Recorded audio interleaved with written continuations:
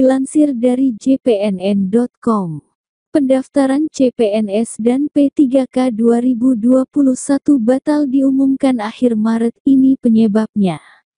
Rencana pemerintah mengumumkan pendaftaran CPNS dan PPPK 2021 batal dilaksanakan akhir Maret tahun 2021.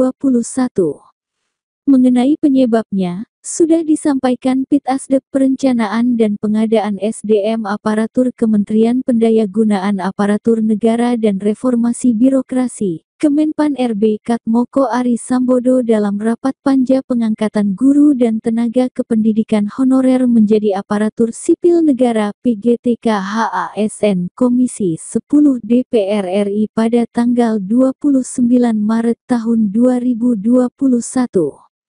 Dia mengungkapkan, Kemenpan RB sudah menyelesaikan usulan formasi CPNS 2021 dan sedang dalam proses penetapan formasi oleh Menpan RB Cahyo Kumolo.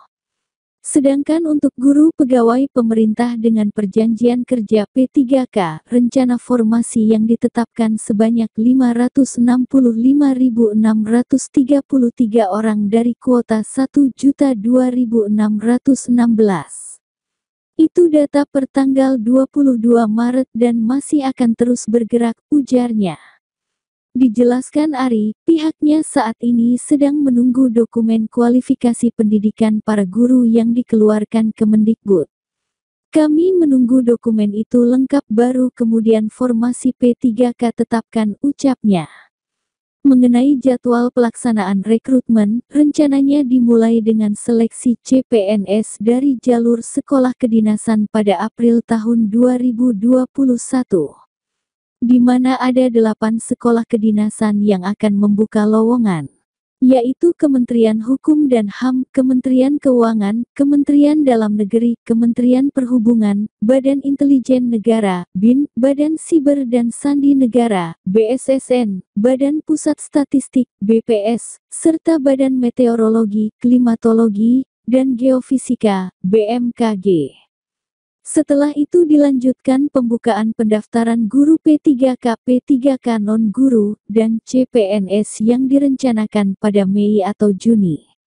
Dia menjelaskan, bagi calon pelamar guru P3K akan diberikan kesempatan mengikuti 3 kali seleksi. Pertama direncanakan pada Agustus, kedua Oktober, dan ketiga Desember. Setelah proses seleksi dengan komputer assisted test chat, bagi yang lulus akan melanjutkan tahapan selanjutnya yakni pemberkasaan, hingga penetapan NIP oleh Badan Kepegawaian Negara, BKN. Saat ini Bapak-Ibu sekalian, sudah ada 539 instansi yang sudah usul dan dokumennya sudah lengkap. Ini terdiri dari 56 kementerian lembaga, 34 provinsi dan 449 pemerintah kabupaten.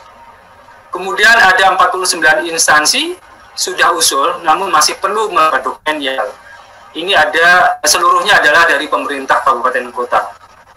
Dan kemudian ada 32 instansi yang tidak usul, di mana 32 instansi tersebut 10-nya adalah pemerintah kabupaten kota.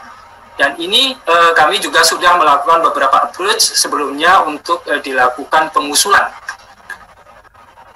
Selanjutnya terkait jumlah Bapak-Ibu sekalian, ada sedikit update yang perlu kami sampaikan, bahwa untuk guru P3 dari sejumlah formasi 1.002.616, ya, itu saat ini ada update sekitar yang rencana akan ditetapkan adalah 565.633.000. Ini sesuai data cut-off kami per 22 Maret 2021. Saja data ini bergerak Bapak Ibu sekalian, karena memang ada beberapa daerah yang namun terkait dengan formasi ini Bapak Ibu sekalian, kami akan segera tetapkan setelah nanti ada satu lagi dokumen yang kami butuhkan, yakni terkait dengan kualifikasi pendidikan para guru. Kualifikasi pendidikan para guru yang dalam hal ini akan dikeluarkan oleh Kementerian Pendidikan dan Kebudayaan. Kami menunggu dokumen tersebut lengkap, baru kemudian formasi itu akan kami tetapkan. Sedangkan rinciannya Bapak Ibu sekalian, tadi ada di sebelah kanan, bahwa untuk formasi guru itu di Pemprov itu jumlahnya ada 133.195. Kemudian di Pemkap atau Pemkot itu ada 432.438.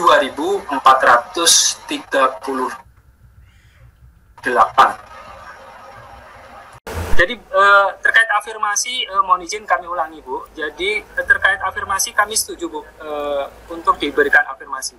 Namun demikian ada beberapa hal yang perlu dibawahi Bu, yakni adalah tetap berjalannya sistem merit di dalam seleksi ini.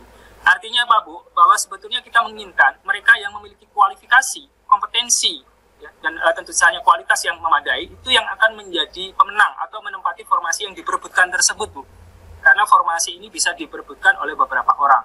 Dan itu tidak boleh memandang baik itu dari suku, agama, ras, usia dan seterusnya, kecacatan dan sebagainya. Itu yang kemudian menjadi bahan pertimbangan seberapa besar afirmasi dalam bentuk tambahan nilai, tambahan poin itu menjadi hal yang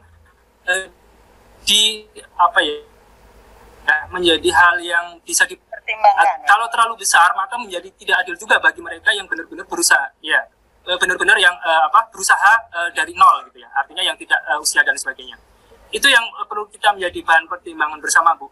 Dan selanjutnya terkait afirmasi yang yang terkait dengan masa tugas, masa tugas ya Bu, masa kerja itu, ya, masa pengabdian itu kami juga sangat harus berhati-hati Bu, karena ini terkait dengan data Bu, terkait dengan keakurasian data. Jadi kita belum bisa sementara ini kita belum bisa melihat data mana yang harus kita pegang untuk menghitung masa kerja yang bersangkutan. Apakah kontrak yang pertama ataukah seperti apa, kontrak dengan seperti apa, itu yang menjadi hal yang susah untuk menjadikan parameter di mana kita menghitung masa kerja. Dan ini tentunya menjadi masalah juga kalau tidak clear dari awal, karena perhitungan masa kerja yang berbeda sedikit saja bisa menimbulkan perbedaan nilai yang pada akhirnya juga menjadi yang tadinya berhak menjadi tidak berhak dan seterusnya. Kemudian juga misalnya perlu pertimbangan bahwa apakah yang bersangkutan itu bekerja berkelanjutan atau tidak gitu. Jadi bisa saja dia kerja kemudian 1 tahun berikutnya dia tidak kerja, kemudian atau pindah ke tempat yang lain, itu perhitungannya seperti apa, itu yang menjadi lebih rumit untuk perhitungan masa kerja. Atau misalnya masa kerja di swasta dan di negeri seperti apa. Barangkali itu Bu yang kami sampaikan terkait dengan afirmasi. Jadi kami nanti memang ada beberapa putaran yang harus kami adakan rapat lagi internal dengan Pansmas, dengan Kementerian Pendidikan dan Kebudayaan terkait dengan afirmasi ini. Kalau kemudian terkait afirmasi disabilitas, kami sudah dalam kerangka aturan, jadi nanti disabilitas memang kita berikan afirmasi. Kemudian tadi hal yang ketiga yang perlu kami komentari adalah terkait dengan sisa formasi Bu. Sisa formasi, jadi seperti kami sampaikan bahwa update terakhir memang jumlahnya adalah sekitar 560 ribuan. Dan itu akan kita terapkan secara multi-year Bu. Jadi nanti sisa formasi tersebut yang saat ini ada di 2021, nanti kita akan rapatkan lagi atau kita diskusikan lagi antar kementerian dan lembaga supaya bisa dibawa kembali di formasi 2022.